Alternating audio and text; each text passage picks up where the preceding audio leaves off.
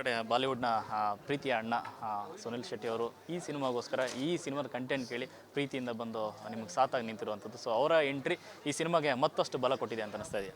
ಖಂಡಿತ. ಬಿಕಾಸ್ ಈ ಸಿನಿಮಾ ಇವಾಗ ಎಲ್ಲೇ ಹೋಗಿ ಜೈ ಅಂತಂದಾಗ ಫಸ್ಟ್ ಹೇಳೋದು ಸುನಿಲ್ ಶೆಟ್ಟಿ ಅವರು ಇರೋ ಸಿನಿಮಾ ಅಲ್ವಾ ಅಂತ. ಅದು ಏನೋ ಒಂದು ದೇವ್ರ ದಯೆ ಅಂತ ಹೇಳ್ಬೋದು. ಬಿಕಾಸ್ ನಾನು ಅವ್ರನ್ನ ಮೀಟ್ ಆಗೋದಕ್ಕೆ ಹೋದಾಗ ಅವ್ರಿಗೆ ನಾನು ಯಾರು ಅಂತಲೇ ಗೊತ್ತಿರಲಿಲ್ಲ. ಸೊ ನನಗೆ ಕನೆಕ್ಷನೇ ಇರಲಿಲ್ಲ. ಅವ್ರನ್ನ ಎಲ್ಲೋ ಫಂಕ್ಷನಲ್ಲಿ ಒಂದೆರಡು ಸಲ ಸಿಕ್ಕಿದ್ದೆ ಬಿಟ್ಟರೆ ನಾನು ಹೋಗಬೇಕಾದ್ರೂ ಕೂಡ ಐ ವಾಸ್ ನಾಟ್ ಕಾನ್ಫಿಡೆಂಟ್. ನಾನು ಅಂದ್ಕೊತಿದ್ದೆ ಸುಮ್ಮನೆ ಅವ್ರು ಏನಕ್ಕೆ ಒಪ್ಕೋತಾರೆ, ನನಗೆ ಪರಿಚಯನೇ ಇಲ್ಲ. ಎಷ್ಟೋ ಜನ ಟ್ರೈ ಮಾಡಿದ್ದಾರೆ ಹಿಂದೆ ಸಿನಿಮಾ ಮಾಡೋಕ್ಕೆ ನಮ್ಮ ಊರಿಂದ. ಸೊ ನಾನು ಸುಮ್ಮನೆ ಹೋಗಿ ಹೇಳಿದ ತಕ್ಷಣ ನಾನು ಹಂಗೆ ಹೋಗ್ತಿದ್ದೆ, ಪ್ರೊಡ್ಯೂಸರ್ಗೆ ಹೇಳ್ತಿದ್ದೆ ಅದು ಆಗಲ್ಲ, ಆದರೂ ನಾನು ಹೋಗ್ತೀನಿ, ಮಾತಾಡ್ತೀನಿ, ಒಂದು ಫೋಟೋ ಸಿಗುತ್ತೆ, ವೀಡಿಯೋ ಸಿಗುತ್ತೆ ಅಂತ ಹೋಗಿದ್ದೆ ನಾನು. ಬಟ್ ಅವ್ರಿಗೆ ಯಾವಾಗ ನಾನು ಪ್ಲಾಟ್ ಹೇಳಿದೆ ಆ್ಯಂಡ್ ಅವ್ರಿಗೆ ಊರಿನ ಮೇಲೆ ಸಖತ್ ಪ್ರೀತಿ. ಇವಾಗ ನಮ್ಮ ಊರು, ನಮ್ಮ ಭಾಷೆ ಇದೆಲ್ಲ ಸಖತ್ ಪ್ರೀತಿ. ಸೊ ನಾನು ಪ್ಲಾಟ್ ಹೇಳಿದಾಗ ಅವ್ರು ಫಸ್ಟ್ ಹೇಳಿದ್ರು, ಇಲ್ಲ ನಾನು ಸುಮ್ಮನೆ ಹಿಂಗೆಲ್ಲ ಕ್ಯಾರೆಕ್ಟ್ರೆಲ್ಲ ಮಾಡಲ್ಲ, ನಾನು ಮಾಡಿದ್ರೆ ಒಂದು ಚೆನ್ನಾಗಿ ಮೇನ್ ಲೀಡ್ ಥರ ಮಾಡ್ತೀನಿ ನಾನು ಅಂತ, ಒಳ್ಳೆ ಪ್ರಾಜೆಕ್ಟ್ ಬಂದಾಗ ಅಂತ. ನನ್ನ ಗ್ಯಾಪಲ್ಲಿ ಹಿಂಗಿದೆ ಸರ್ ಸಿನಿಮಾ, ಹಿಂಗೆ ಅಂತ ಅಂದಾಗ ಅವ್ರಿಗೆ ಇಂಟ್ರೆಸ್ಟಿಂಗ್ ಅನ್ನಿಸ್ತು. ಅಂದರೆ ತುಳು ಅಂದರೆ ಅವರು ಅಂದ್ಕೊಂಡಿದ್ದು ಎಂಟರ್ಟೈನ್ಮೆಂಟ್ ಸಿನಿಮಾ ಆಗಿರ್ಬೋದು ಅಂತ. ಈ ಪ್ಲಾಟ್ ಹೇಳಿದಾಗ ಸ್ವಲ್ಪ ಸೀರಿಯಸ್ ಆದರು. ಈ ಥರ ಪ್ಲ್ಯಾನ್ ಮಾಡ್ತಿದ್ಯಾ, ಓಕೆ ಊರಿನ ವಿಷಯ ಇದೆ, ಸೊ ನಂದೇನು ಅಂತ ಕೇಳಿದ್ರು. ಅವಾಗ ಹೇಳಿದೆ ಸರ್, ನನಗೆ ಅನ್ನಿಸ್ತು ಅವ್ರಿಗೆ ಇಂಟ್ರೆಸ್ಟ್ ಇವಾಗ ಬಂದಿದೆ, 2 ದಿನ ಕೊಡಿ ಅಂದೆ.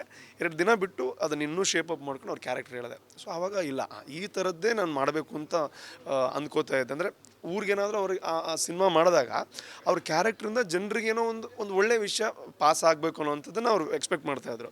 ಅದು ಈ ಸಿನಿಮಾದಲ್ಲಿ ಅವ್ರಿಗೆ ಖುಷಿ ಆಯಿತು. ಈ ಕ್ಯಾರೆಕ್ಟರ್ ಆದರೆ ನಾನು ಮಾಡ್ತೀನಿ, ನೀನು ಪ್ಲ್ಯಾನ್ ಮಾಡು ಅಂತ.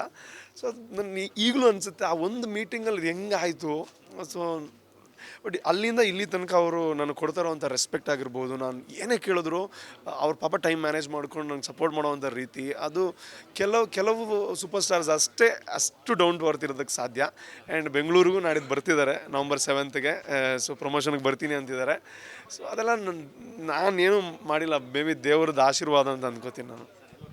ಈ ಸಿನಿಮಾಗೋಸ್ಕರ ಅವರು ಸಂಭಾವನೆ ಇಲ್ಲದೆ ಕೆಲಸ ಮಾಡಿದ್ದಾರೆ ಅಂತ ಅಂದ್ಬಿಟ್ಟು ಆ ಥರದೊಂದು ಪ್ರೀತಿ ಒಂದು ಭಾಷೆ ಮೇಲೆ ಇರ್ಬೋದು ಅಥವಾ ನಿಮ್ಗಳ ಮೇಲೆ ಅವ್ರು ಇಟ್ಟಿರುವಂಥದ್ದು.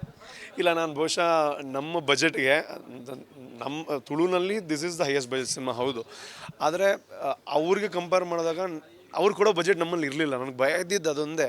ಅವ್ರು ಓಕೆ ಅಂದರೂ ಹೌದು, ಅದು ನಮ್ಗೆ ತುಂಬ ಖುಷಿ ಕೊಡ್ತು. ಆದರೆ ನೆಕ್ಸ್ಟ್ ಬಂದಿದ್ದ ಥಾಟೇ ಓಕೆ ಅಂದಿದ್ದಾರೆ ಹೌದು, ಬಟ್ ಪೇಮೆಂಟ್ ಕೇಳಿದ್ರೆ ಏನು ಮಾಡೋದು, ನಾವು ಎಲ್ಲಿಂದ ಕೊಡೋದು. ನನ್ನ ಪ್ಲ್ಯಾನಲ್ಲಿ ಅಷ್ಟು ಬಜೆಟ್ ಇಲ್ಲ ನನ್ನ ಹತ್ರ. ಅಂದರೆ ಸಿನಿಮಾಗೇ ತುಂಬ ಬಜೆಟ್ ಬೇಕು. ನನ್ನ ಹಿಂದೆ ಕಂಪೇರ್ ಮಾಡಿದ್ರೆ ಹಿಂದೆ ಸಿನಿಮಾಗಳಿಗೆ this is my biggest budget cinema.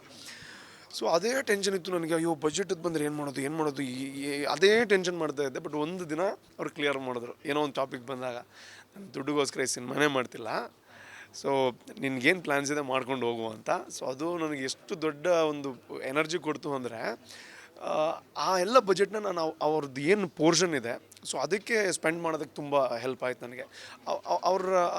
ನನಗೆ ಆ ಒಂದು ಕ್ಯಾರೆಕ್ಟರ್ಗೆ ಅದೆಲ್ಲ ಬೇಕು. ಅದು ಹೆಲಿಕಾಪ್ಟ್ರಲ್ಲಿ ಎಂಟ್ರಿ ಕೊಟ್ಟಿದ್ದೀವಿ, ಸೊ ಇದೆಲ್ಲ ಸುನಿಲ್ ಅಣ್ಣನಿಗೆ ಅದು ಇನ್ನೂ ಆಪ್ಟ್ ಆಗುತ್ತೆ.